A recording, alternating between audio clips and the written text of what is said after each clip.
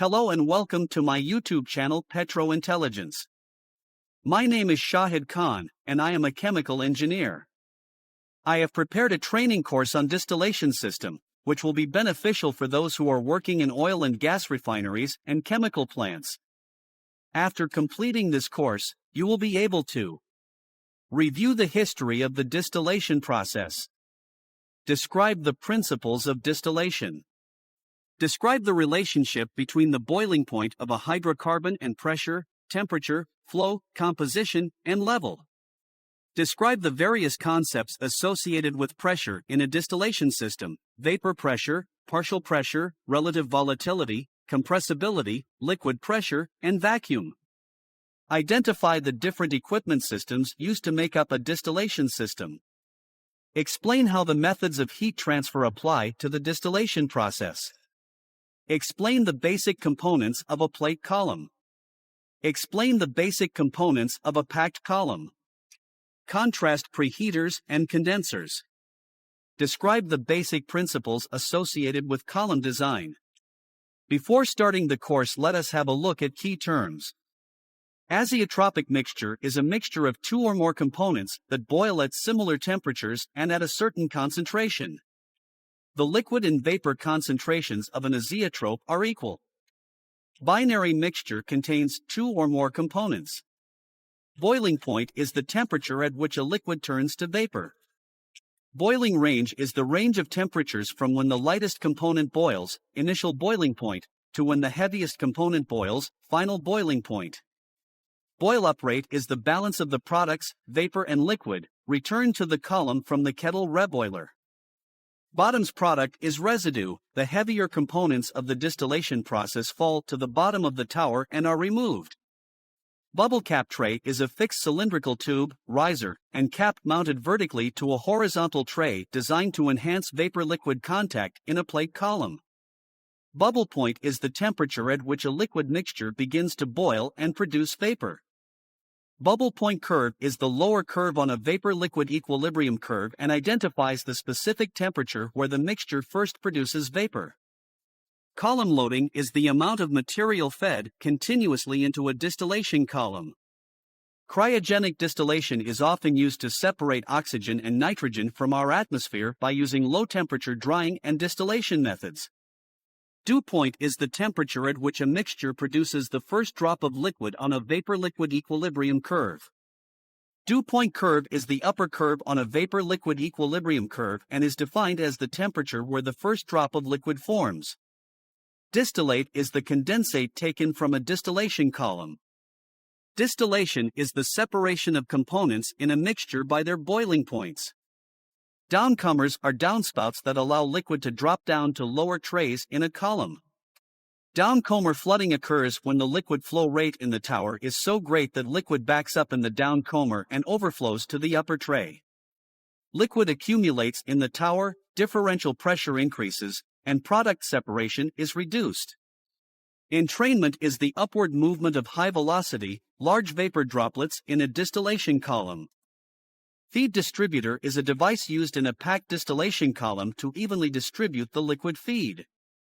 Feed tray is a point of entry of process fluid in a distillation column under the feed line. Final boiling point is the temperature at which the heaviest component boils. Foaming is often the result of too much heat, impurities in the feed, or active turbulence on the trays above undersized downcomers. Fractional distillation is separation of two or more components through distillation.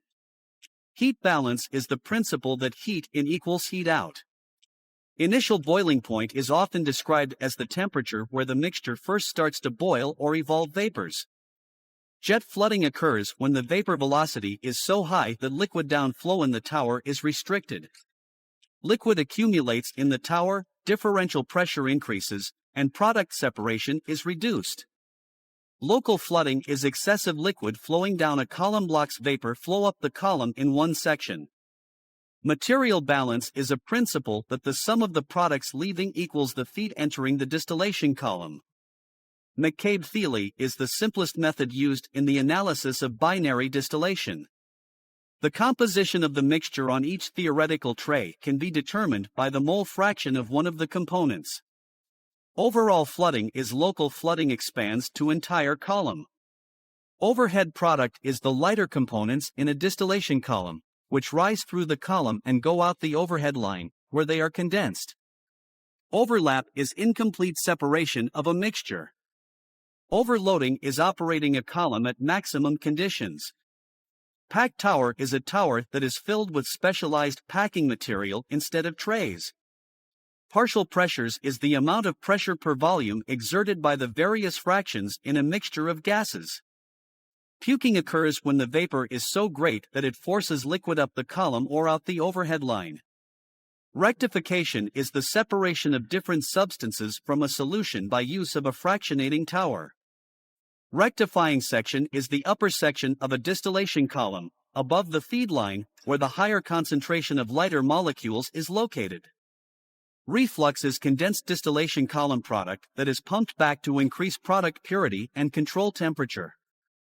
Reflux ratio is the amount of reflux returned to the tower divided by the amount of overhead product sent to storage.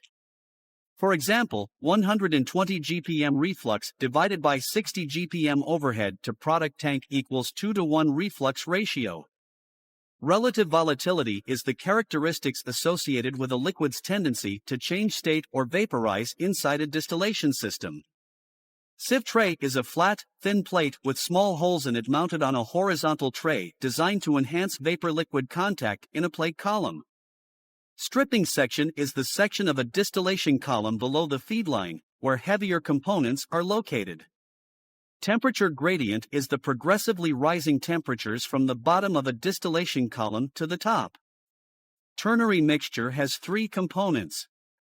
Total reflux is a process where the feed to the column is stopped and the total amount leaving the column from the top, sides, or bottom is returned to the column. Tray columns are devices located on a tray in a column that allow vapors to come into contact with condensed liquids. Three basic designs are bubble cap, sieve, and valve. Tray drying occurs due to low feed rates, low reflux rates, or high upward vapor flow rates from tray to tray.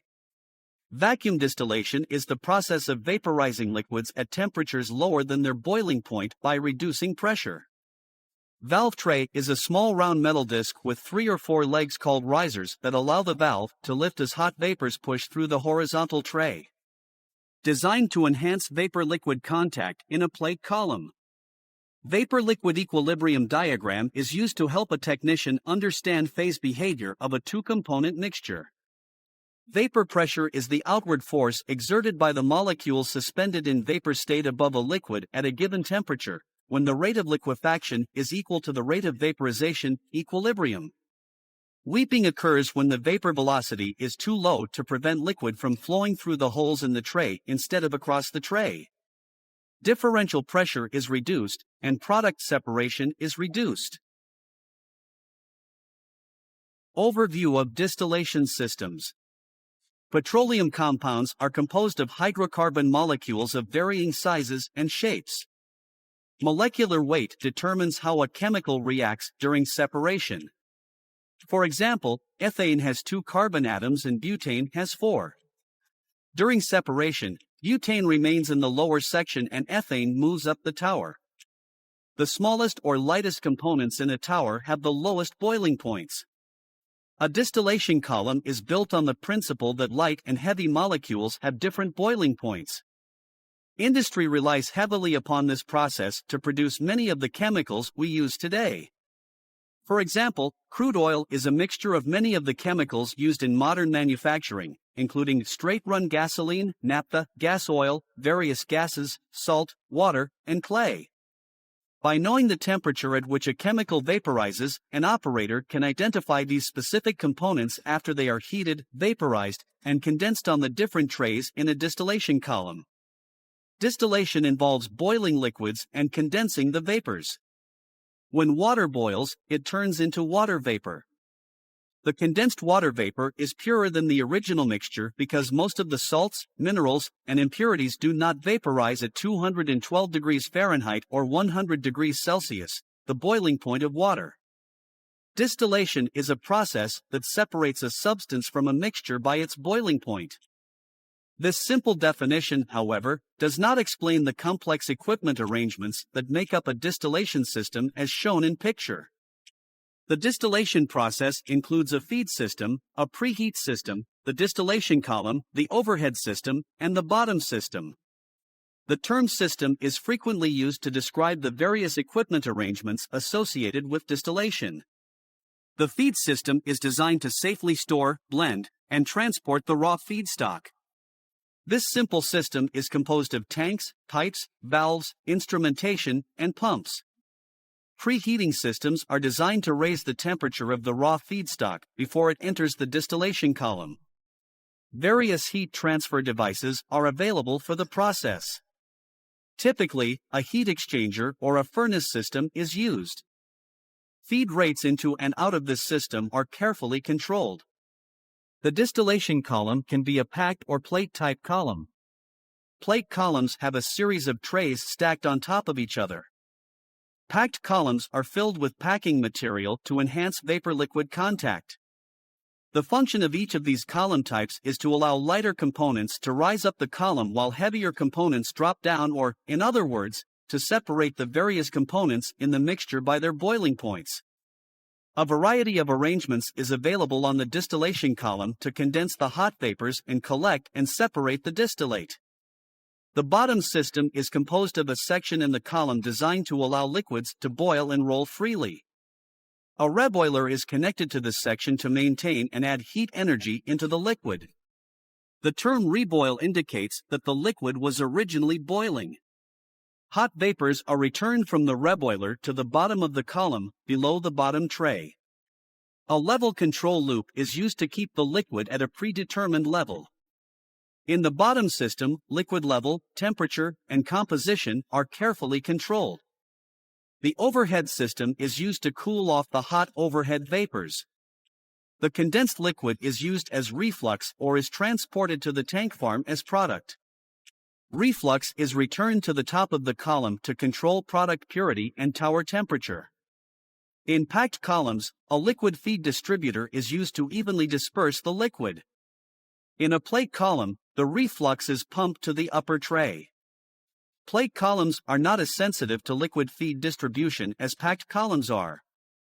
During the distillation process, a mixture is heated until it vaporizes, then is recondensed on the trays or at various stages of the column where it is drawn off and collected in a variety of overhead, side stream, and bottom receivers. The condensate is referred to as the distillate. The liquid that does not vaporize in a column is called the residue. During tower operation, raw materials are pumped to a feed tank and mixed thoroughly. Mixing usually is accomplished with a pump-around loop or a mixer. This mixture is pumped to a feed preheater or furnace, where the temperature of the fluid mixture is brought up to operating conditions. Preheaters are usually shell and tube heat exchangers or fired furnaces. This fluid enters the feed tray or section in the tower. Part of the mixture vaporizes as it enters the column, while the rest begins to drop into the lower sections of the tower. A distillation column is a tower with a series of trays or packing that provides contact points for the vapor and liquid. As vaporization occurs, the lighter components of the mixture move up the tower and are distributed on the various trays. The lightest component goes out the top of the tower in a vapor state and is passed over the cooling coils of a shell and tube condenser. As the hot vapor comes into contact with the coils, it condenses and is collected in the overhead accumulator. Part of this product is sent to storage while the rest is returned to the tower as reflux. A reboiler maintains the energy balance on the distillation column. Reboilers take suction off the bottom of the tower. The liquid in the tower is circulated through the reboiler. Vaporization occurs in the reboiler and these vapors rise up through the tower. Boil-up rate is defined as the balance of the product's vapor and liquid returned to the column from the kettle reboiler. History of distillation. With the advent of the automobile came a technological boom that affected many existing industries and created new ones. The steel and metal fabrication and manufacturing, glass, machining, rubber, petroleum, concrete and stone industries, and many others had to develop new technology to support the growing automobile industry. As the need for petroleum products grew, more efficient ways for producing oil and gas products were developed. The distillation process traces its roots through three distinct operations: batch, continuous batch, and modern fractional distillation. Batch distillation, as shown in picture, is the oldest distillation process. The raw materials were mixed together and charged to the still. During phase 1 of the distillation process, heat was added to bring the mixture to a boil. The overhead vapors were condensed and stored as final product. At the conclusion of phase 1, the overhead line was switched to a new receiver, and the temperature was increased. When the receiver was full, the process was repeated, and the heat was increased incrementally until the batch run was complete. Product quality during batch distillation operations was very poor. Frequent receiver changes wasted time and money. Continuous batch distillation, as shown in picture, is a continuation of the batch distillation process. A series of stills are connected to each other to form a battery. The temperature of the first still is lower than the temperatures in the rest of the bank. Feed is fed to the first still at a constant rate.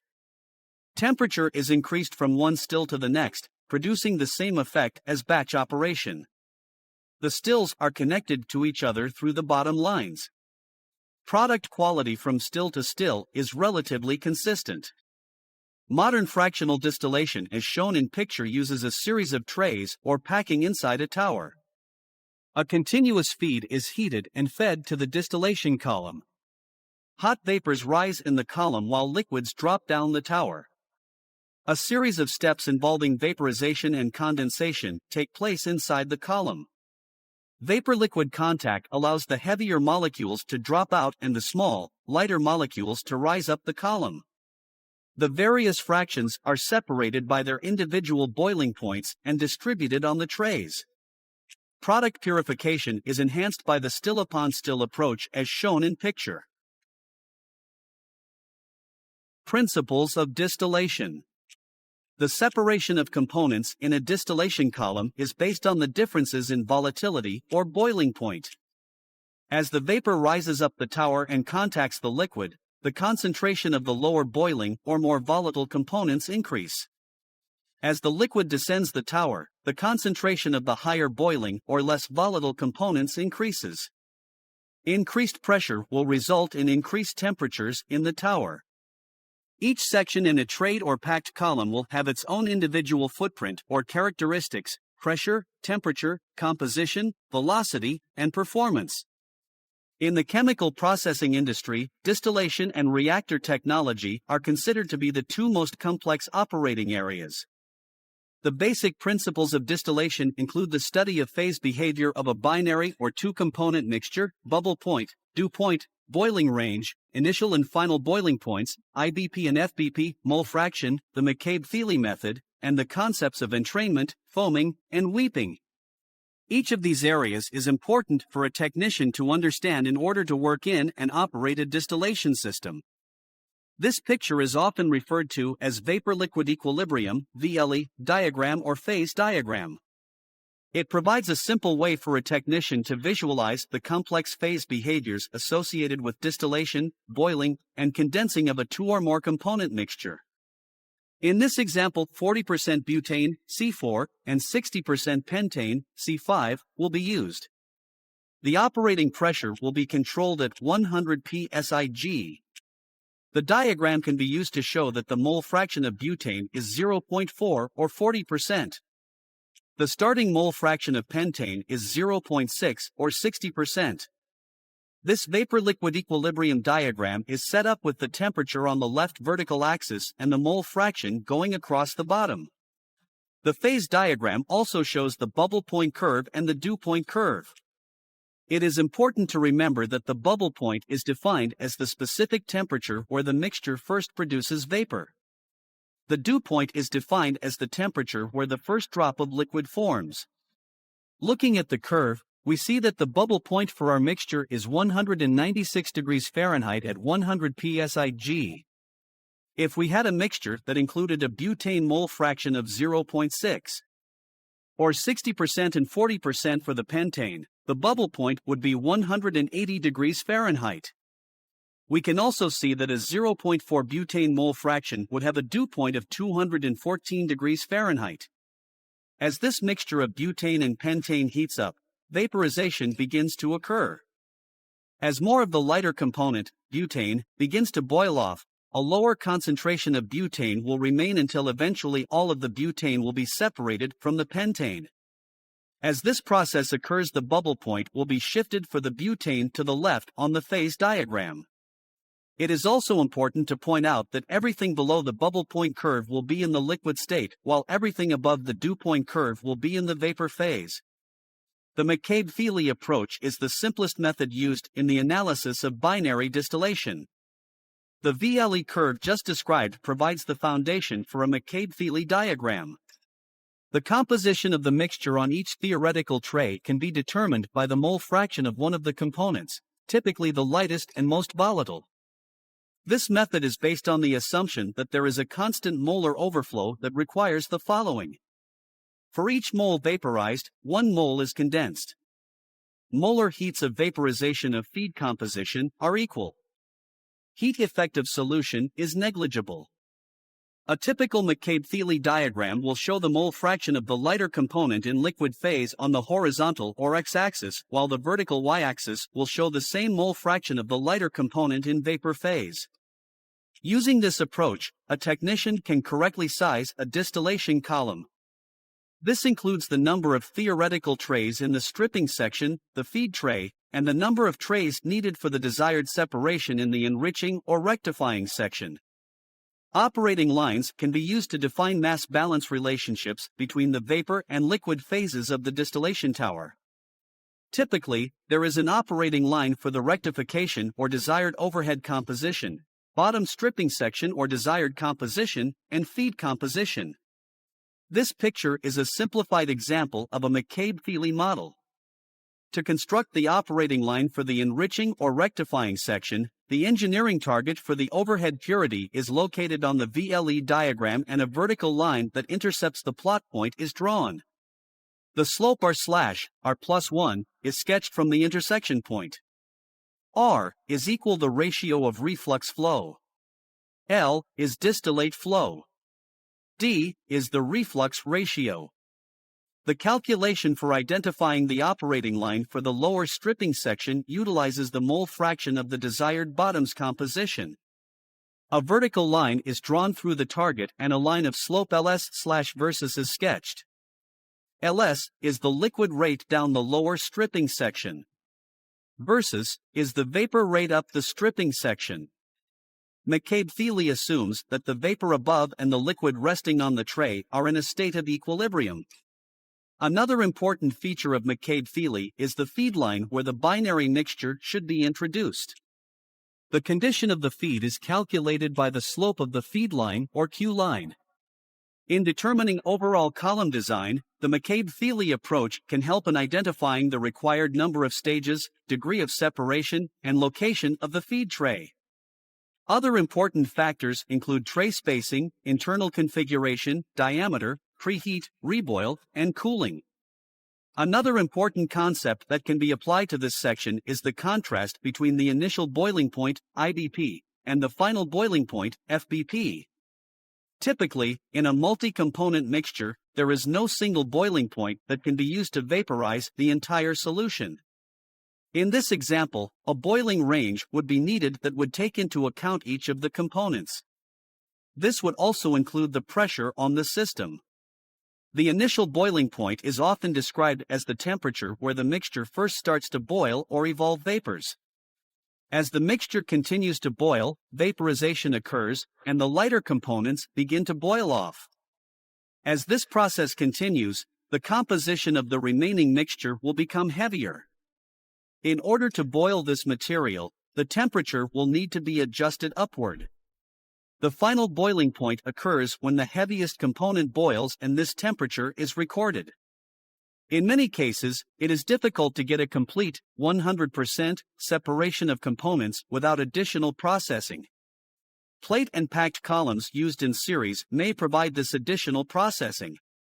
When a mixture is preheated and pumped to a 10, 15 or 30 tray column, the lighter components will move up the column as vapor and the heavier liquid will move down and collect in the bottom section.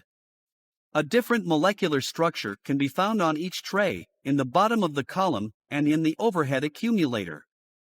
The initial feed temperature is carefully controlled as the product enters the column, for example 180 degrees Fahrenheit. Typically, a higher temperature exists and is controlled at the bottom of the column than at the top, giving the tower a unique temperature gradient, for example, 160 degrees Fahrenheit top temperature, 222 degrees Fahrenheit bottom temperature. The top of the column's temperature and purity control is directed at the lighter component and takes into consideration the initial boiling point of the mixture and the specific boiling point of the overhead product.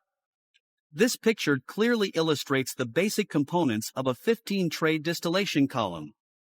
This picture shows a packed distillation column and the various internal components. 2 distillation examples. Ethanol and water distillation. A mixture of 50% water and 50% ethanol can be separated through distillation. Ethanol boils at 172 degrees Fahrenheit 78 degrees Celsius, and water boils at 212 degrees Fahrenheit 100 degrees Celsius. As the mixture is heated, ethanol vaporizes faster than water. If the overhead vapors were analyzed, ethanol would make up the highest concentration. Some water would be found in the mixture because of product overlap and because ethanol and water have similar boiling points. The overhead vapors could be distilled further if needed by sending the overhead to another distillation tower. Methanol and water distillation. Under normal conditions, methanol boils at 148 degrees Fahrenheit or 64.4 degrees Celsius, and water boils at 212 degrees Fahrenheit or 100 degrees Celsius. A 50-50 mixture heated to 180 degrees Fahrenheit or 82 degrees Celsius would start the vaporization process at atmospheric pressure. The vapor concentration would be 80% methanol and 20% water. This incomplete separation is called overlap. The temperature at which this concentration is produced is referred to as the effective cut point. If the mixture were heated to 212 degrees Fahrenheit or 100 degrees Celsius, both methanol and water would vaporize, and a 50-50ths vapor mixture would be obtained. Another viewpoint states that the higher concentration of methanol in the vapor is based on Raoult's law, which states that the partial pressure of component is the product of the vapor pressure and the mole fraction of the component. Kinetic energy. Liquids are composed of molecules that are closer together than the molecules of gases. The speed at which these molecules move is proportional to the amount of heat they encounter. As heat is transferred to a liquid, the molecules begin to speed up and move farther apart and the liquid expands. This molecular motion is referred to as kinetic energy. Its temperature determines the kinetic energy of a liquid. Sensible and latent heat. Distillation involves both vaporization and condensation. The heat that produces state changes consists of sensible and latent heat. Sensible heat can be sensed or measured. Latent heat of vaporization, the heat required to change a liquid to vapor, cannot be sensed or measured. For example, suppose you have a feed tank filled with heptane, which boils at 209 degrees Fahrenheit or 98 degrees Celsius under atmospheric conditions. Before heat is added, the temperature is 72 degrees Fahrenheit or 22 degrees Celsius. As heptane is pumped to a column, it is heated by a shell and tube heat exchanger. As the temperature of heptane rises, the effect of sensible heat can be measured. As the temperature approaches 209 degrees Fahrenheit, the effect of latent heat can be observed. At 209 degrees Fahrenheit or 98 degrees Celsius, the temperature stops rising and a great deal of vapor is produced. Latent heat is thermal energy that has been added to heptane but does not cause the temperature to change. Pressure. Pressure is defined as force or weight per unit area. The term pressure typically is applied to gases or liquids. Pressure is measured in pounds per square inch, psi. Atmospheric pressure is produced by the weight of the atmosphere as it presses down on an object resting on the surface of the Earth. Pressure is directly proportional to height. The higher the atmosphere, gas, or liquid, the greater the pressure. At sea level, atmospheric pressure equals 14.7 psi. Three types of pressure are important to the vaporization process: vapor pressure, control pressure, and vacuum. Vapor pressure is the force exerted as molecules escape the surface of the liquid. In a closed container, the effects of vapor pressure can be observed. As the temperature of a liquid rises, more molecules escape the surface of the liquid, and the vapor pressure rises. The lower the boiling point, the faster the vaporization process occurs. Pressure is measured and controlled at the top of the column. When pressure is added to a liquid, molecules are forced back into solution. More heat is required to vaporize the liquid. This concept is important to understand because having to add pressure in a distillation tower could force you to expend more energy. It can also limit tower efficiency and stop vaporization in severe cases. Boiling point and vapor pressure.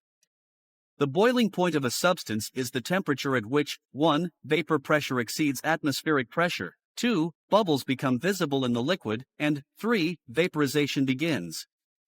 Molecular motion in vapors produces pressure and increases as temperature is added to the liquid.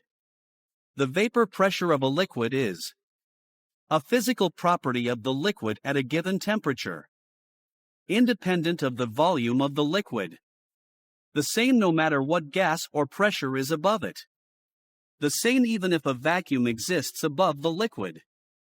More often associated with closed containers. Measured when the rate of liquefaction is equal to the rate of vaporization, equilibrium. Used to determine the boiling point of a liquid when the temperature and vapor pressure equal atmospheric pressure. The vapor pressure of a substance can be directly linked to the strength of the molecular bonds of a substance. The stronger the bonds, or molecular attraction, the lower the vapor pressure.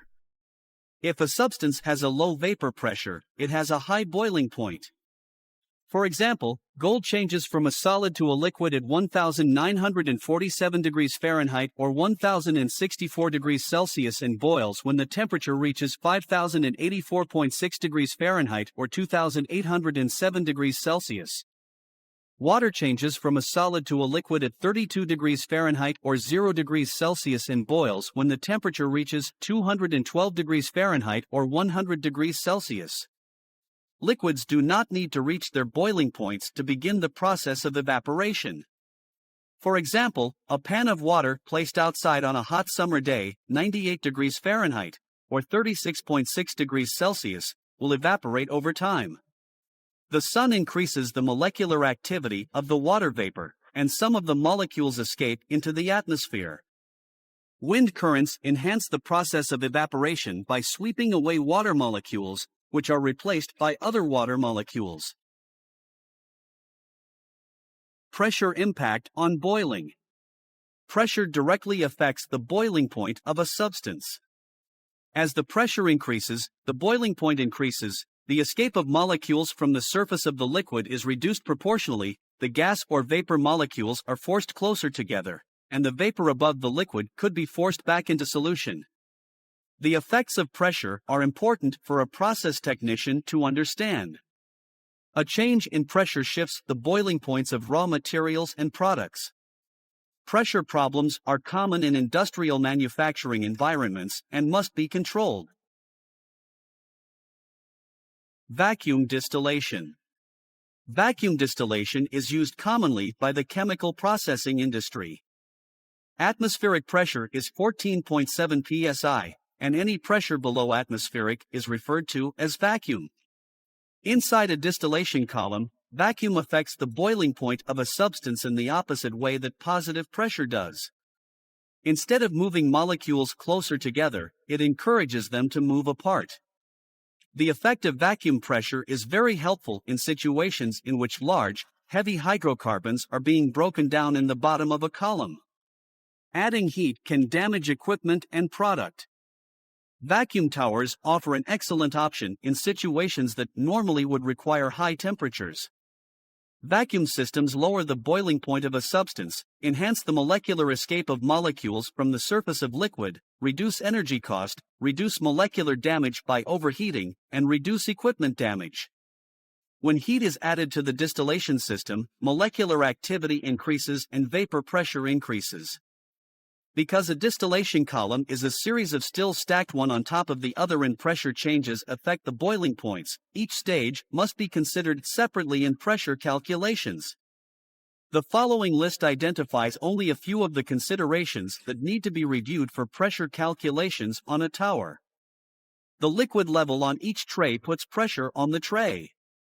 Rising vapors encounter resistance at each plate, which slows them down, creating pressure. Each tray has a different mixture on it. Vapor pressures vary between trays. Inlet feed tray pressure varies if feed composition changes. Flow rate changes affect tower pressure. Downcomer liquid level puts pressure on the plate.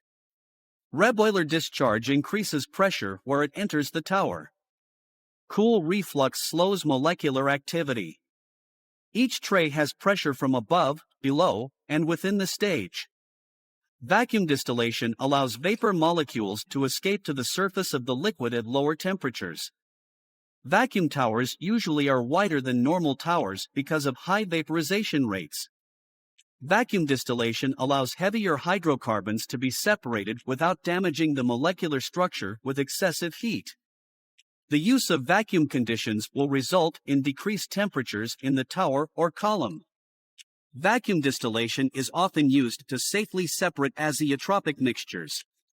An azeotropic mixture is defined as a mixture of two or more components that boil at similar temperatures and at a certain concentration. The liquid and vapor concentrations of an azeotrope are equal. Other methods used include the addition of an entrainer that will affect the volatility of one of the components. Examples of this can be found in azeotropic distillation, chemical action distillation, dissolved salt distillation, extractive distillation, and pervaporation and other membrane methods. Cryogenic distillation, oxygen and nitrogen. Cryogenic distillation can be used to separate the two major components of the Earth's atmosphere, nitrogen and oxygen. Modern manufacturing utilizes a three-phase approach to this operation: a warm end section, a cold box, and liquid oxygen or nitrogen storage. Our atmosphere is composed of 78% nitrogen and 21% oxygen. In the cryogenic process, the air in a distillation column is cooled to -173 degrees Celsius or 100 K to produce high-purity nitrogen. Oxygen starts to liquefy at -112 degrees Celsius in the cold box. While similar equipment is used for each of these processes, the system will either be used for nitrogen or oxygen separation. Two figures are included with this section to help a new technician see the various equipment arrangements used for each operation. Oxygen process. During the oxygen cryogenic process, a compressor is used to draw outside air into the warm end section and transfer it to a receiver. The compressed air generates heat and needs to be passed through a chiller before moving into the coalescing filter section. The final step takes the compressed air and sends it through an activated carbon adsorber. This completes the warm end process. The equipment used in this section includes a compressor, piping, valves, receiver, chiller, instrumentation, filter, and redundant adsorber drums. The equipment found in the cold box includes heat exchangers, turbines, and a packed distillation column.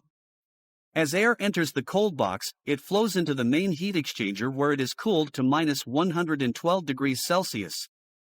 At this temperature, some of the oxygen liquefies and enters into the boiler where complete liquefaction occurs as the cooled liquid oxygen evaporates.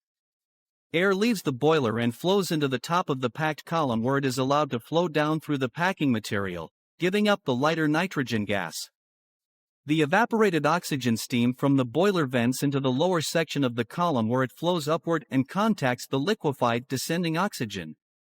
As the liquid oxygen flows downward and through the packing, it becomes richer and richer in oxygen content and is collected at the bottom of the column. From here it can be transferred to the liquid oxygen tank. In the nitrogen cryogenic process, the warm end process is the same. However, upon entering the cold box, the main heat exchanger rapidly cools the air to -165 degrees Celsius. Nitrogen collects in the top of the column while oxygen pools at the bottom. Liquid nitrogen is sent to and stored in a tank. Refrigeration for the oxygen and nitrogen cryogenic process is provided by an air brake expansion turbine physically located at the base of the cold box. High-pressure gas is expanded to low pressure and cooled in the turbine. Gas laws and distillation. Curves. A distillation system is by nature designed to separate the components in a mixture. As the mixture is heated in a furnace or heat exchanger, the piping keeps the liquid confined as it expands, artificially shifting the boiling point. The feed rate to the column is carefully controlled. The heated mixture enters the column on the feed tray and rapidly expands, with the lighter components vaporizing and the heavier liquids cascading down the internals of the column until they gain enough heat energy to flash or vaporize. The different trays in the column have unique molecular components associated with volatility. If you know the vapor pressure exerted by a specific chemical, you can calculate its partial pressure on the various trays. To do this, we use Dalton's law of partial pressure, that is P total equals P1 plus P2 plus P3, which states that the total pressure of a gas mixture is the sum of the pressures of the individual gases, that is, the partial pressures. Furthermore, Dalton's law states that the total pressure of a gas mixture is the sum of the pressures of the individual gases or partial pressures. This picture illustrates Dalton's law of partial pressures. To see Dalton's law applied, here are some examples. A mixture of 25% hexane, 50% benzene, and 25% heptane will exert a predictable pressure at 175 degrees Fahrenheit. To calculate partial pressures, use the formula. Partial pressure equals vapor pressure times percent of fraction. For example, consider the following data shown in picture. Given the data, the vapor pressure exerted by a mixture consisting of 25% hexane, 25% heptane, and 50% benzene could be calculated as shown in this picture. Using this information, we can calculate the total pressure on tray 6 by adding up the partial pressures. This information also illustrates that the chemical with the highest volatility is hexane, C6H14, which has a boiling point of 69 degrees Celsius or 156.2 degrees Fahrenheit. Heptane has a boiling point of 98 degrees Celsius or 208.4 degrees Fahrenheit. Benzene has a boiling point of 80.1 degrees Celsius or 176.2 degrees Fahrenheit and represents the lowest percentage of the three components in vapor state above the tray. The larger the difference between the partial pressures, the easier it is to separate the fractions by boiling point. The original mixture had a 25% heptane, 25% hexane, and 50% benzene liquid concentration. The larger the difference between partial pressures, the easier it is to separate the fractions by boiling point. Equilibrium curves as shown in picture are used to determine the composition of a vapor above a boiling liquid and how one mixture differs from another. The ideal gas law PV equals nRT calculates the pressure, temperature, volume, or moles of any ideal gas, where P equals pressure of the gas, V equals volume, N equals moles of gas, T equals temperature in Kelvin, K, R equals ideal gas constant, 0.08206 liters times pressure, in atmospheric, per mole times K. The combined gas law is used to calculate changes in a gaseous substance from one condition to another. P1V1 divided by T1 equals P2V2 divided by T2. Ideal and non-ideal systems. Efficient tower operation requires an operator to understand the theory of distillation and the key components of a distillation system. It also requires years of field experience. The distillation theory is related to two types of systems, an ideal, binary or two-component system and a non-ideal, complex, multi-component system. Distillation design theory is based on heat and mass transfers from tray to tray. Distillation calculations are used to determine vapor-liquid equilibrium data. A common equation used to determine performance is Raoult's law. K1 equals Yi equals Pi, Xi equals P, where K1 equals equilibrium constant volatile, Yi equals mole fraction in vapor, Xi equals mole fraction in liquid, Pi equals vapor pressure of composition at temperature and P equals total system pressure. Heat balance and material balance. Heat and material balance as shown in picture variables must be understood by a technician to keep a distillation column functioning properly. As the feedstock is gradually heated up from 80 degrees Fahrenheit to operating temperatures, a variety of technical equipment can be used. For example, heat exchangers are frequently used to heat up materials. Typically, the exchangers are set up in series and the temperature is increased. Through the principles of conduction, convection, sensible heat, latent heat, and others, heat transfer occurs. Flow rates measured in gallons per minute are exposed to hot oil or steam that transfer energy through solid walls and into a moving fluid matrix. As these materials enter a distillation column, the pressure of the liquid being released on the feed tray or through the feed distributor immediately gives up heat energy. This heat needs to be sustained and controlled. These pictures show the detailed specifications of a heat exchanger and a preheat system. All raw materials entering a tower are converted into products. Material balance theory states that the sum of the raw materials entering must equal the total of the products leaving the distillation tower. Column loading is another term associated with material balance. It is defined as the amount of material fed continuously into a distillation column. Heat balance states that the heat that goes into a distillation column must be equal to the heat that goes out of it. Maintaining this balance is critical to the proper functioning of the tower. To better understand how the principle of material balance works, let's consider the flow of raw materials through a column. Flow enters the column at 550 gallons per hour. This is roughly equal to 10 barrels per hour. Flow leaves the tower through one of three paths: bottom, side stream, or top. The bottom's product contains heavier molecules than the side stream or top. To obtain the material balance, add the sums of the three outlet flows. This number should equal the sum of the inlet flow. By knowing the boiling points of the different components in the feed mixture, an operator could determine the approximate material composition and the place on the tower each component will exit. Heat balance operates under the same principle as material balance. What goes in must come out and must be maintained in order to hold the heat balance. Initially, tower temperature gradients are established by engineering. The temperature gradient is the temperature profile that exists on the tower from bottom to top. Tower temperature is maintained so the expected separations occur.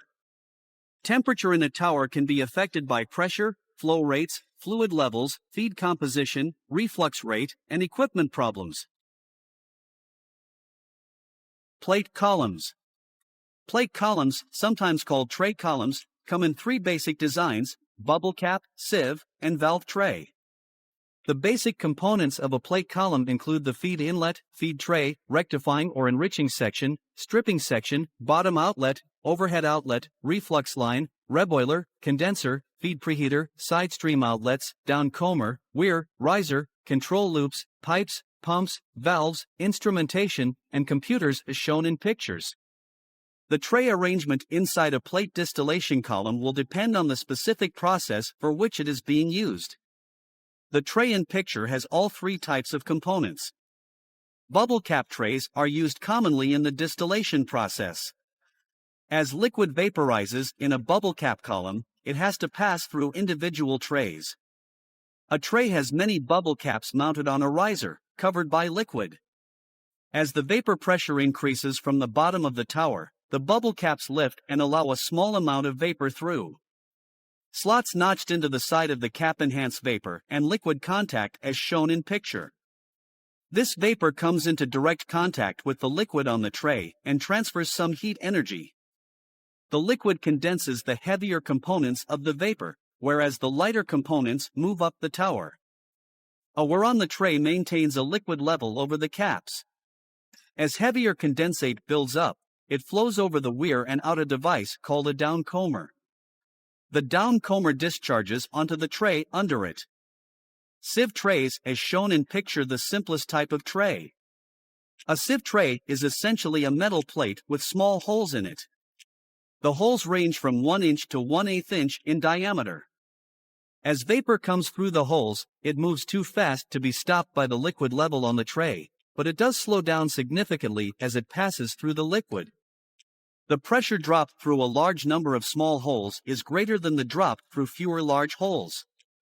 This information is important for controlling pressure. Valve trays, as shown in picture, have simple, movable plates. Plate movement depends on process flow. This type of tray is more efficient over a wider range of flow rates than the sieve tray. Each valve is a metal strip or a small metal disc that lifts under vapor pressure. Flow is directed horizontally on the tray to produce good mixing. Inlets and outlets. The feed inlets are located between the rectifying and stripping sections. Distillation columns can have 3 or more feed lines.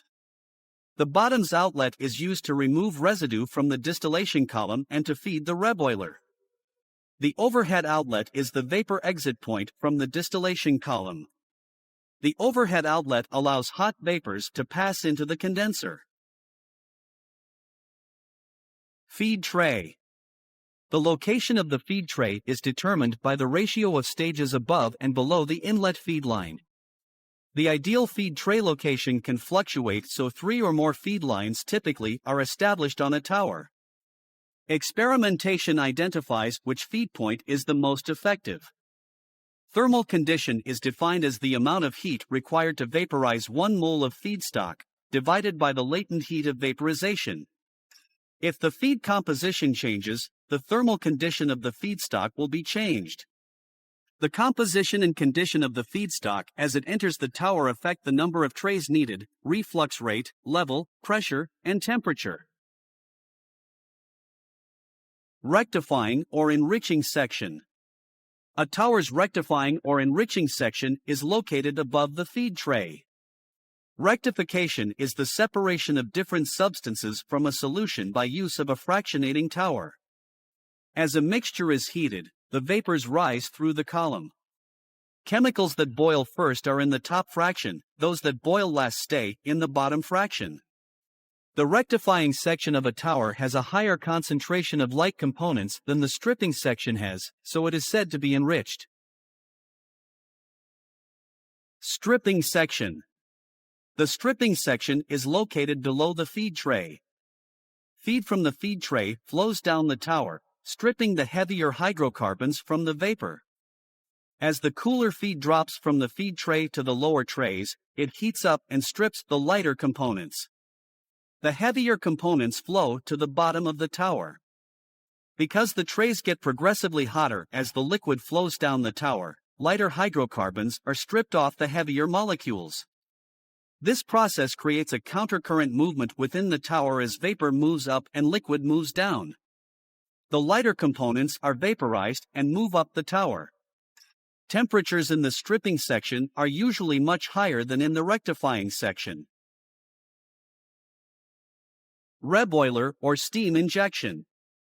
Reboilers help control overlap and heat balance.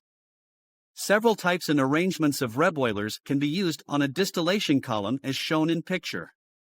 Kettle reboilers draw feed from the bottom section of the column by gravity flow. An internal weir holds a liquid level over a heated tubular bundle.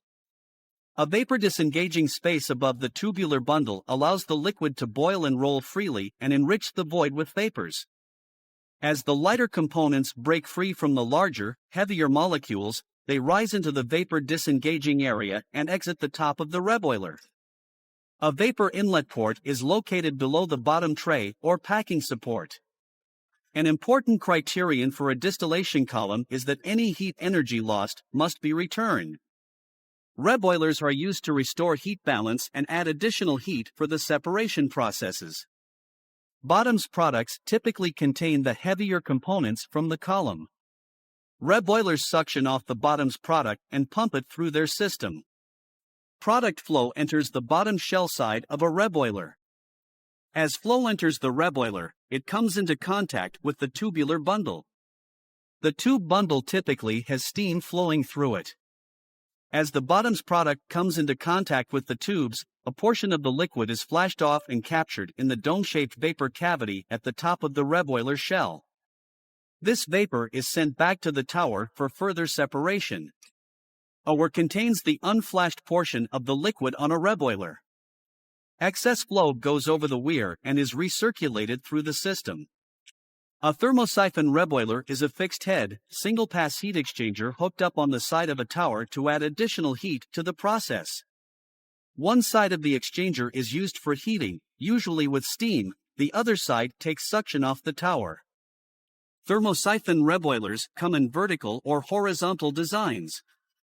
The lower leg of the exchanger usually takes suction at a point low enough on the tower to provide a liquid level to the exchanger. A pump is not connected to the tower and exchanger.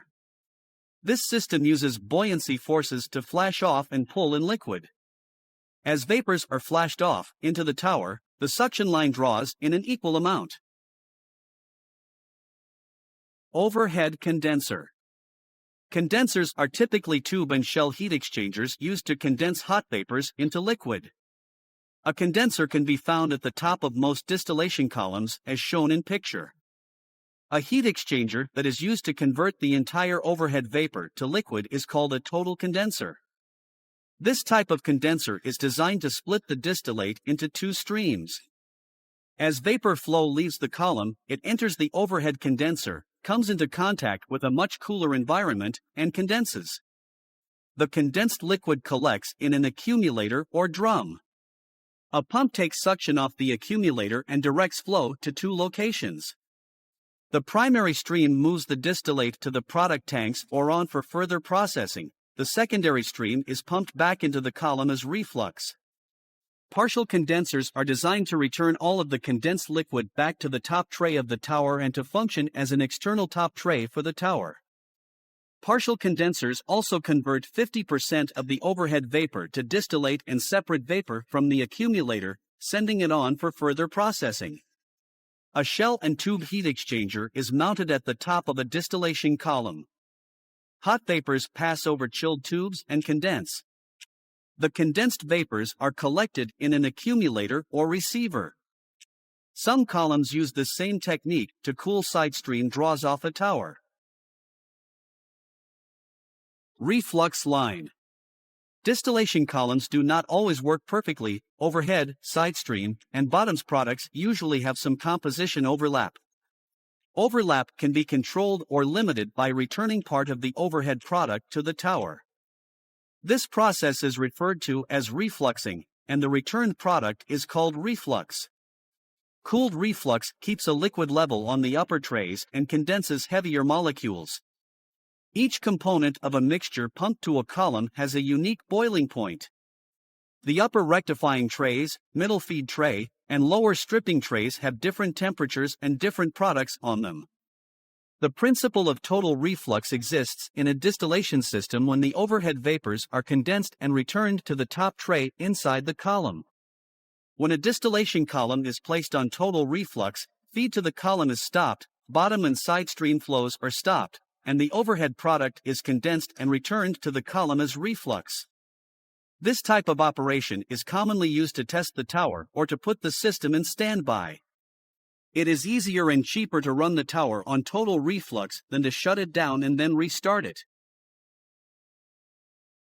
Downcomers and risers. Downcomers are directional devices integrated into the tray design to funnel liquid from upper trays to lower trays in a distillation column. Risers are located on the plates. In some systems, they appear to be tubes that allow hot vapors to flow between trays. The top of the riser usually has a bubble cap or valve attached. Because bubble caps and valve trays come in over 30 designs, the riser also can be associated with the lower leg of the device that rises and allows vapor to flow up. Feed preheater.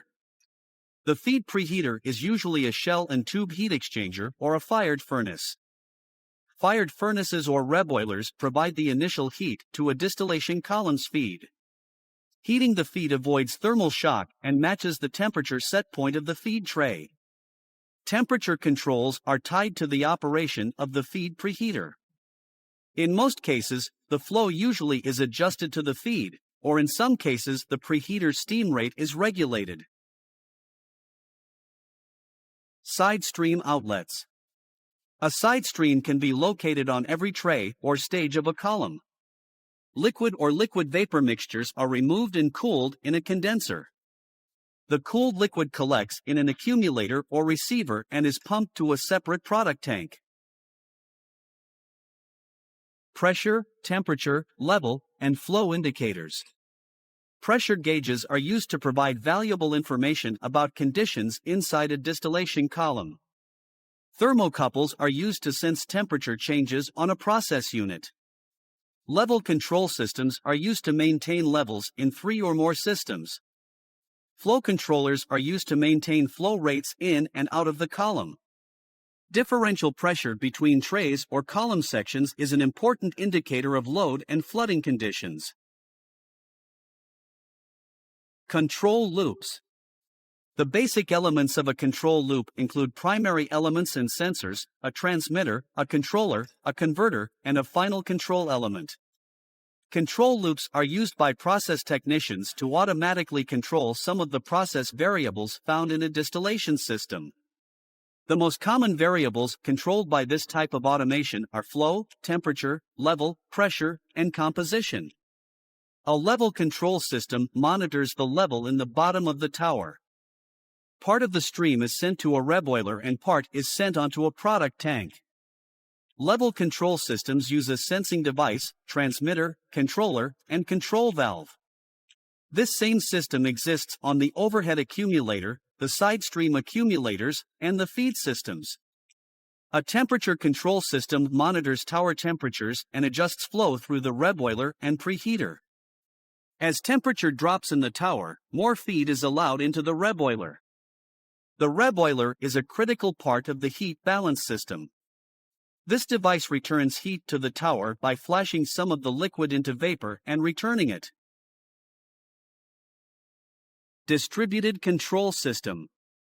The distributed control system is a computer-automated system used to operate process equipment from remote locations. Packed columns. Packed distillation columns provide a unique approach to vapor-liquid or liquid-liquid contact during the distillation process. Packed towers use specially designed packing materials to provide more surface area for maximum contact between gases and liquids. Liquids wet the surface of the packing as they migrate down the tower. Rising vapors come into contact with the wetted surface and exchange heat. In many packed distillation columns, hot vapors and liquids compete for access through the same points. As they do in any distillation process, lighter components move up the column while heavier ones move down.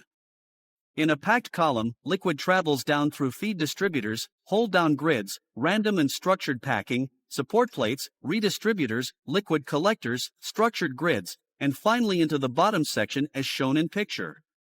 Hot vapors move countercurrent to the downward flow of liquid. There are 3 types of packed distillation columns: random, structured, and stacked. Random packing includes discrete pieces of packing that are randomly dumped or poured into a packed column. Packing provides a surface for good vapor-liquid contact, distillation efficiency characteristics, and predictable pressure drop. Structured packing has specific geometric shapes, like a mesh. It works best in columns requiring high liquid loadings. Stacked packing is uniformly arranged inside a distillation column. Packed columns are designed for pressure drops between 0.20 and 0.60 inch of water per foot of packing medium. Shell. The cylindrical shell of the distillation column is typically metal, carbon steel, stainless steel, special alloy, or non-ferrous. Columns can also be composed of glass, ceramic, plastic, or wood. The type of chemicals that will be used in the distillation column will determine the design material, lining specification, wall thickness, pressure rating, and temperature rating. The inside shell of some packed distillation columns is lined with brick and a special heat and acid-resistant mortar. Packing. The packing used in a distillation column provides the heart of the operation. Inside a distillation column, packing is either random or structured. Typically, a combination of both is used in a packed column. Random packing may be dumped into a section of the column or carefully stacked. The random spacing of the packing or areas between the packing gives this section its name. Structured packing comes in preformed layers that overlap into a single unit. The uniform spacing between voids characterizes the functionality of this section. Packing comes in a variety of designs and sizes as shown in picture. Some of these designs are burl saddle, interlock saddles, rasking ring, cross-partition ring, flexi ring, spiral ring, mini ring, and Sulzer packing. A variety of other packing designs can be found in the chemical processing industry, but these are the most popular. As hot feed is injected into a packed distillation column system through the liquid distributor, it encounters a rapid pressure drop. This pressure drop allows a percentage of the feed to vaporize while the rest of the liquid fraction is evenly distributed over the packing. Heat balance inside the packed column is maintained with one or more of the following systems. Kettle or thermosiphon reboiler system. Direct injection of steam. Electric heaters on the column. Steam tracing on the column. Furnace system. A kettle reboiler is a device designed to add heat to the column. Kettle reboilers take suction off the bottom of the column and heat it up until a part of it vaporizes and is sent back to the column. The liquid that does not vaporize is sent to another system for further processing.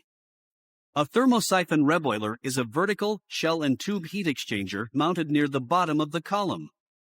Steam is used to reheat the bottom product. A series of electric plate heaters can be used to heat a packed distillation column. Electric heaters are typically used in small systems that are enclosed in buildings. Another design that does not require environmental protection is steam tracing. Steam tracing uses copper tubing that can easily be wrapped around the outside of a distillation column and insulated. As steam passes through the tubing, heat energy is transferred by conduction into the column. Insulation holds much of the heat in and protects the column from the elements. A furnace system may be used in large commercial operations where bottom feed is circulated into a small furnace and back to the column. Furnace systems provide large-scale temperature control where flow rates into the column are high. Steam can be injected directly into the bottom of a packed column to heat up the process. Open, or direct, injection allows 100% conversion of TUS into the liquid and helps reduce effective partial pressures of different components. Open injection replaces the need for a reboiler. In a binary system, a system with two components, where the major component is water, open or direct injection of steam is a suitable alternative to using a reboiler. Packing supports. The packing inside a distillation column is supported by packing supports. These devices come in a variety of shapes and designs as shown in picture. Each support is engineered to hold up the combined weight of the packing and liquid under a variety of abnormal conditions. Some of these conditions include pressure surges, localized flooding, and temperature and flow variations. Packing supports are designed to provide sufficient air-liquid passage and to prevent the packing from migrating into the lower sections of the column. Packing support plates come in the following designs: flat sieve plates, gas injection support plates, grid supports, cone supports, and corrugated supports. Bed limiters and hold-down plates. Bed limiters and hold-down plates as shown in picture are engineered to keep fixed bed packing from migrating or fluidizing out of the section. Hold-down plates rest on top of the packing, whereas bed limiters are attached to the inside wall of the column. Hold-down plates are primarily used on carbon and ceramic packing. Bed limiters are used on metal or plastic packing. During normal operations, a packed column will experience minor fluctuations in the packing. Depending on the relative volatility of the various components found in a chemical mixture, the packed column can experience significant pressure differential across the upper and lower sections. It is possible for a packed column to experience local and overall flooding as the voids between the packing and stages fill up. Flooding causes severe pressure differences between sections in the column. Bed limiters and hold-down plates keep the internal components of the column stable and in operating condition. Vertical packed column. An important part of engineering design is the vertical slant of the column. Most columns are never straight up and down. Shifting of the tower's alignment, which can be caused by soil movement, wind sway, poor foundation construction, or uneven thermal expansion, can severely decrease efficiency in the column. Liquids in a column will flow toward the downward sloping end of the packed section. This phenomenon, referred to as channeling, will cause uneven distribution of the wetting process and will unbalance the internal vapor-liquid flow. Vapors flow faster through dry sections of packing and slower through the wetted parts. Pilot tests of random packed columns placed on an incline identified efficiency reductions of 5% to 10% for each degree of inclination. In severe cases, 25% to 50% decreases in efficiency have been noted for each degree of inclination. Structured packing provides a more stable efficiency environment with recommended tolerances between 0.2 degrees and 0.5 degrees.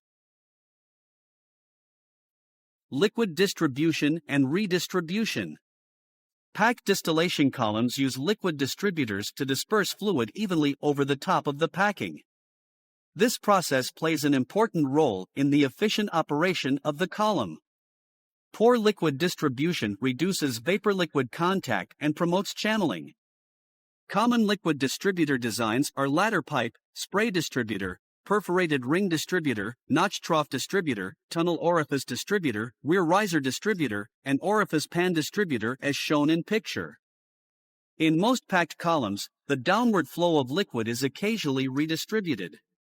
This process tends to pull the liquid off the walls and redirect it into the center. Plate distillation system. This section describes a typical plate distillation system, which involves several subsystems. The primary subsystems are the feed system, the preheat system, the distillation column, the overhead system, and the bottom system. All of these systems work together to produce products that meet or exceed customer specifications. Feed system. A collection of product storage tanks is often referred to as a tank farm. The tank farm has a complex system of piping, valves, and pumps that allow the technician to line up the various tanks in a number of arrangements. The tank farm in this example has 4 storage tanks assigned to the debutanizer distillation column as shown in picture. The primary feedstock used for this distillation process is a binary mixture of 37% butane and 63% pentane. Tank 702 receives feed from a sister unit on the west side of the chemical plant complex. At the base of TK702 are 2 centrifugal pumps that transfer feed to the preheat section and to the distillation column, C702. During startup, the off-spec tank 720 is used to store product that does not meet customer specifications. The bottom and overhead lines are lined up into the off-spec system during startup. This mixture can be fed back into the system, or it can be used as a feedstock for a sister unit. A level indicator provides a readout inside the control room for TK702. High and low level alarms support the level control system. A flow control loop, FIC702, is used to regulate the flow of product to the unit. Flow rates are slowly increased in 50 GPM increments, up to 200 GPM. Only one pump at a time is used to transfer feed to C702. A product analyzer keeps a close eye on the uniformity of the feedstock. Each minute pump P702 operates, 74 gallons of butane and 126 gallons of pentane are sent to distillation column 702. Preheat system. The preheat system is shown in picture uses two horizontal shell and tube heat exchangers to heat the butane-pentane mixture, X702 and X703. Each exchanger has a shell inlet and outlet and a tube inlet and outlet. The butane-pentane mixture flows through the shell side of each exchanger. X702 and 703 are set up in series flow. A flow control loop, FIC702, regulates fluid flow into the column. During operation, feed flows through the system at 200 GPM. The butane-pentane mixture enters X702 at between 70 degrees and 80 degrees Fahrenheit and exits at 120 degrees Fahrenheit. Feed temperature enters X703 at 120 degrees Fahrenheit and exits at 180 degrees Fahrenheit. A low-pressure steam system is used as the heating medium for the tube side of X703. A thermocouple is located on the inlet feed line to the column. Steam flow to X703 is controlled at 180 degrees Fahrenheit with TIC701. The hot pentane flowing from the bottom of C702 is used as the heating medium for X702. This process allows heat to be transferred from the pentane to the butane-pentane feedstock mixture. Correct valve lineup into and out of the exchangers is an important feature of operating the preheat system. A product analyzer continuously monitors feed composition. Distillation column. The basic components of the distillation process include the column, the preheaters, pumps, the condenser and drum, and the reboiler. A 10 psi nitrogen blanket is kept on the unit while the system is down. The central piece of equipment in distillation is the column as shown in picture. During startup, cold feed is sent to the column at 50 GPM to allow the steam heating systems to be engaged. As cold feed enters the column, it drops from the feed tray to the bottom of the column. The bottom outlet line feeds a kettle reboiler located at the base of the column. As the level rises in the column, it simultaneously rises in the reboiler. Steam flow is open to the tube side of the kettle reboiler X705. As the temperature starts to increase, the flow rate is increased in 50 GPM increments up to 200 GPM on FIC702. As the butane-pentane mixture heats up, butane vapors begin to rise up the column. As the vapors rise and cool off, liquid begins to accumulate on each tray. As more heat is absorbed, a higher concentration of pentane vapors moves up the column with the butane, but it will primarily concentrate in the stripping section below the feed tray. Only about 2% to 5% of pentane will overlap with butane. A temperature gradient, 222 degrees Fahrenheit bottom to 159 degrees Fahrenheit top, begins to form across the various plates in the column. Higher temperatures will concentrate in the bottom of the column and lower temperatures near the top. A level control system holds a constant level in the bottom of the column. When the column first starts operating, product purity will be off specification. This process will continue until each set point and process variable matches unit specifications. The overhead system is designed to cool and trap the overhead vapors. Overhead system. The basic components of the overhead system are the top of the column, the overhead condenser, X704, a drum, D702, two pumps, P709A and P709B, and a series of control loops as shown in picture. As hot butane vapors leave the top of the column, the overhead condenser partially condenses the vapors. Flow control loop FIC703 automatically maintains 420 GPM cooling water to condenser X704. Liquids are easier to transfer than vapors. A 50% level is typically maintained on D702 by LIC703. Pump 709 transfers feed from D702 to the tank farm, TK710, or back to the top of the column as reflux. reflux rates are maintained at 130 GPM, while product to TK710 flows at around 74 GPM. An analyzer monitors reflux product purity to keep it at 98%.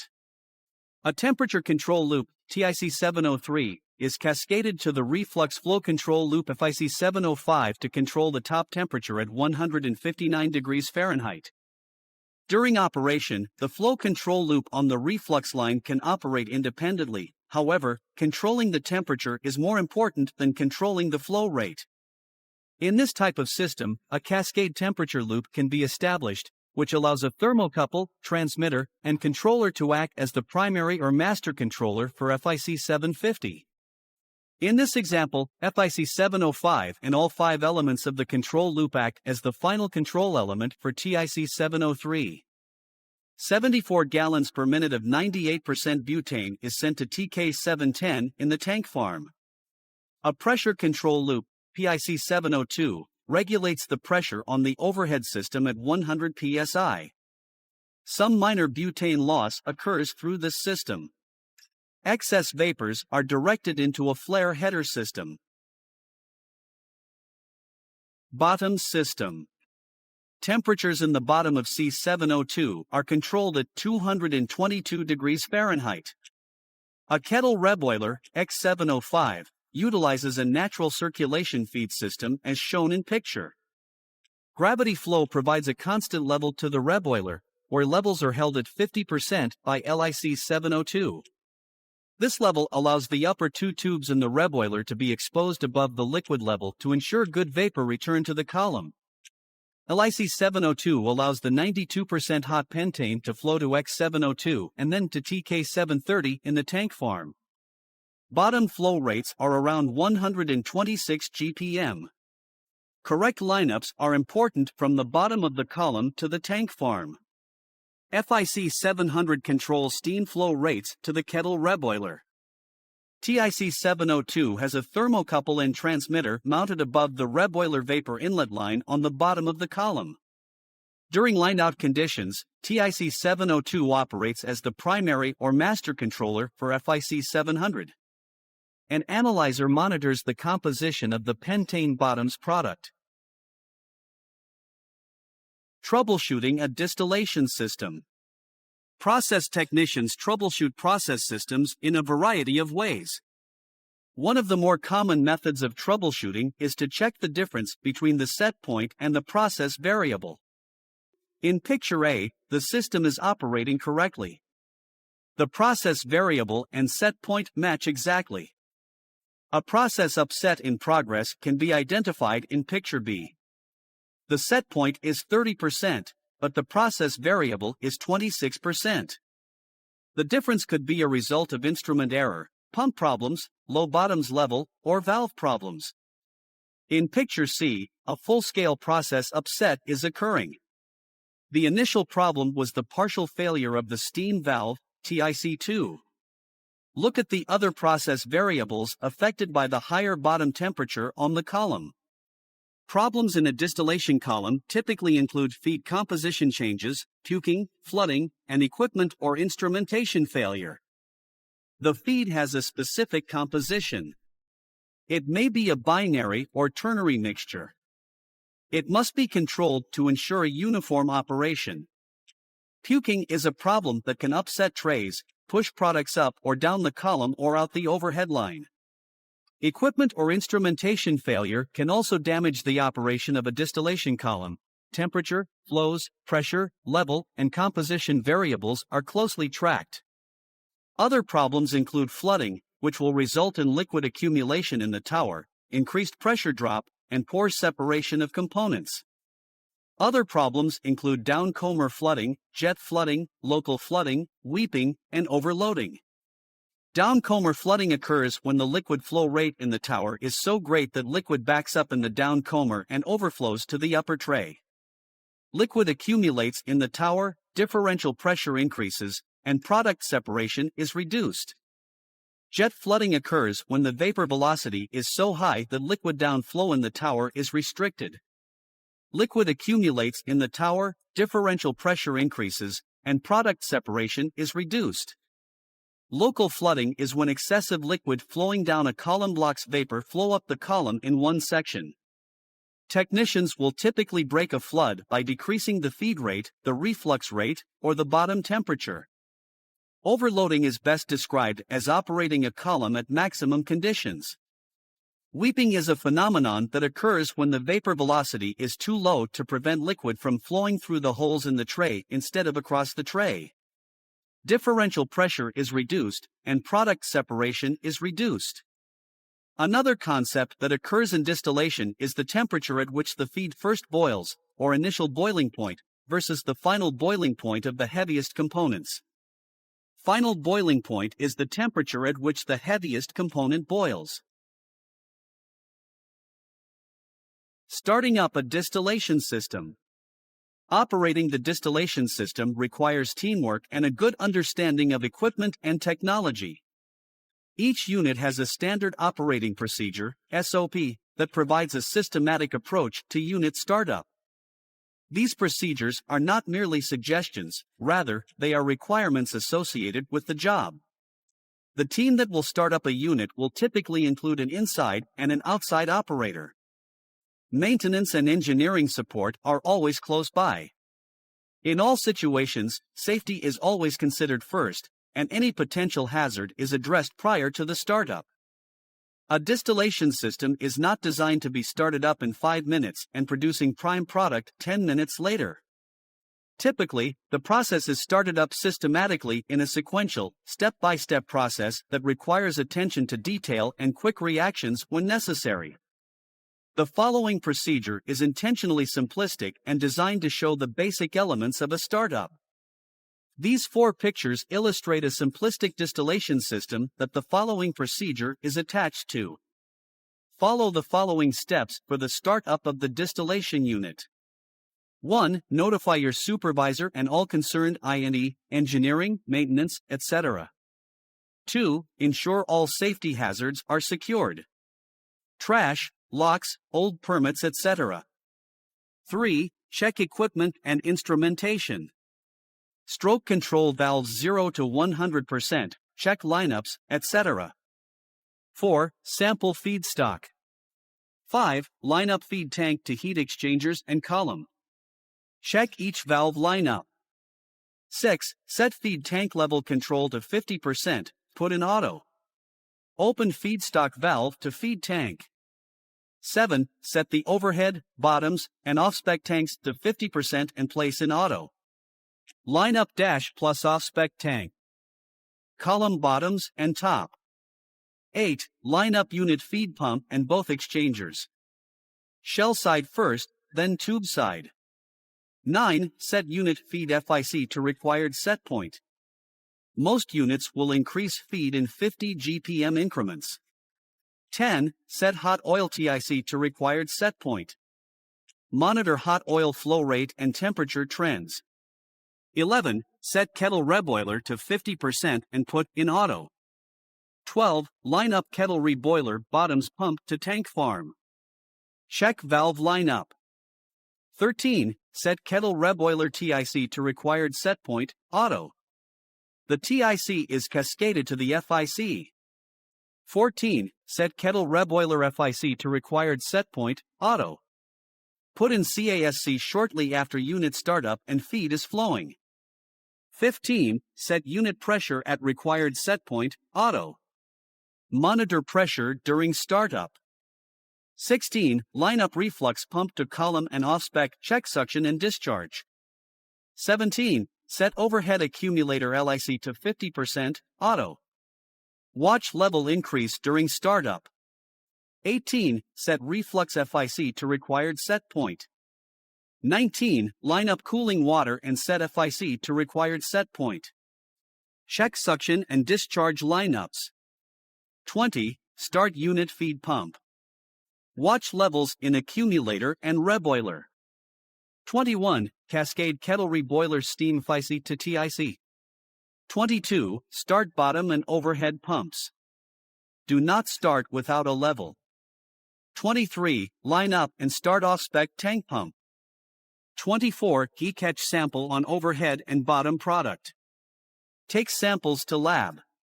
25. Watch online analyzers for top and bottom purity. Put online when good sample comes back from lab.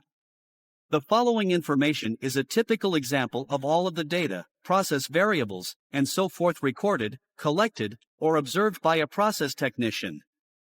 Flow, analytical, pressure, temperature, level, reflux ratio. Reflux ratio is best described as the amount of reflux returned to the tower divided by the amount of overhead products sent to storage. Picture illustrates how reflux is applied to a distillation system. For example, a reflux flow of 128 GPM divided by 64 GPM overhead product being sent to storage equals 2:1 reflux ratio. Reflux is used to control both temperature in the rectifying section and product purity. As hot vapors exit the top of the column, a condenser is used to partially or totally condense the vapors. The level in the overhead accumulator is automatically controlled at 50%. The accumulator in picture has a 9-foot diameter and is 30 feet long. The condenser is designed to condense most of the vapor, however, some is used to control system pressure in the vapor cavity above the liquid in the accumulator. This pressure control process literally backs up and controls all of the pressure on each tray in the column, top tray to bottom. The system pressure in the accumulator and the liquid feed temperature, combined with the liquid height above the reflux pump, provide adequate pressure to the suction side of the pump. The reflux pump is designed to discharge product to storage and to the top tray of the column. One control valve is mounted on the reflux line and another on the product storage line. Frequently, the reflux flow controller is cascaded to a master temperature controller at the top of the column. The reflux rate and cooling water flow rate to the condenser can significantly impact product purity and temperature. Reflux ratios will vary between different applications and are carefully calculated before the first pump or pipe is installed. It is important for a technician to understand the complex relationship the reflux ratio provides to a successful operation. Other problems encountered in column operation. Other problems associated with distillation column operation include entrainment, foaming, and dry tray. Entrainment is best described as the upward movement of high-velocity, large vapor droplets inside a distillation column. Foaming is the result of too much heat, impurities in the feed, or active turbulence on the trays above undersized downcomers. Tray drying occurs when feed rates to the column are low, when reflux rates are low, or when high upward vapor flow rapidly moves from tray to tray. Distillation separates the basic components or fractions of a mixture by their individual boiling points. During the distillation process, a mixture is heated until it vaporizes, then is recondensed on the trays or at various stages of the column, where it is drawn off and collected in a variety of overhead, side stream, and bottom receivers. The condensed liquid is referred to as the distillate. The liquid that does not vaporize in a column is called the residue. A distillation tower can be compared to a series of stills placed one on top of the other. As vaporization occurs, the lighter components of the mixture move up the tower and are distributed on the various trays. The lightest component goes out the top of the tower in a vapor state and is passed over the cooling coils of a shell and tube condenser.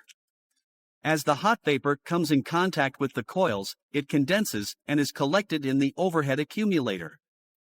Part of this product is sent to storage while the rest is returned to the tower as reflux. A reboiler maintains the heat balance on the tower by reboiling the components that have given up some of their energy during the distillation process. A kettle reboiler or thermosiphon reboiler is typically connected to the bottom of the tower. However, reboilers can be attached to the various side streams on the column.